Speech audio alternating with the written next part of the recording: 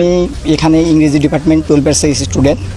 তো আমাদের এখানে যে ঝামেলাটা হয়েছে, এখানে অ্যাকচুয়ালি আমাদের কর্মসূচি ছিল অবস্থান কর্মসূচি। আমাদের উদ্দেশ্য ছিল আমরা মডার্নে গিয়ে অবস্থান করব, কিন্তু আমাদের যে এখানে ছাত্র সংগঠন আছে তারা আমাদের আগেতেই জানিয়ে দিয়েছিল যে অবস্থান, ছাত্রলীগ ছিল এখানে।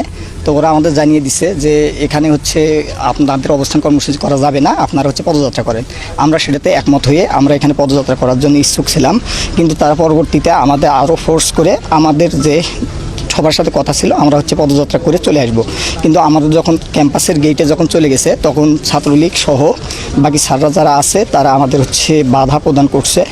এক্সট্রিম মশার কয়েল প্ল্যান্ট ফাইবার দিয়ে তৈরি, তাই সহজে ভাঙে না, সুগন্ধিযুক্ত ও নিরবিচ্ছিন্নভাবে জ্বলে। ডেঙ্গু, চিকুনগুনিয়া বাহি সহ যে কোনো মশার বিরুদ্ধে দেয় এক্সট্রিম সুরক্ষা। স্যাররা অ্যাকচুয়ালি যখন সামনে আছে তখন পিছন থেকে এবং তাদের যারা তৃতীয় পক্ষ ছিল তারা স্যারের উপর আক্রমণ করে সেই দায় আমাদের সাধারণ শিক্ষার্থীদের উপর চাপানোর চেষ্টা করছে। ছাত্রলীগের সভাপতি আমাকে চর থাপ্পড়ে মারছে, এখানে উনি আমাকে নিজে স্টিল আমাকে থাপ্পড় মারছে। এখানে কথা হচ্ছিল আমাদের এখানে আমরা গত 9 দিন ধরে এখানে আমরা অনুষ্ঠান করতে সমাবেশ করতেছি, এখানে কোনো প্রকার আমাদের সাধারণ শিক্ষার্থী বিশৃঙ্খলা করে নাই, কিন্তু ওনারা আসার কারণে এই বিশৃঙ্খলা হয়েছে। এই দায়ভার সাধারণ শিক্ষার্থীদের না।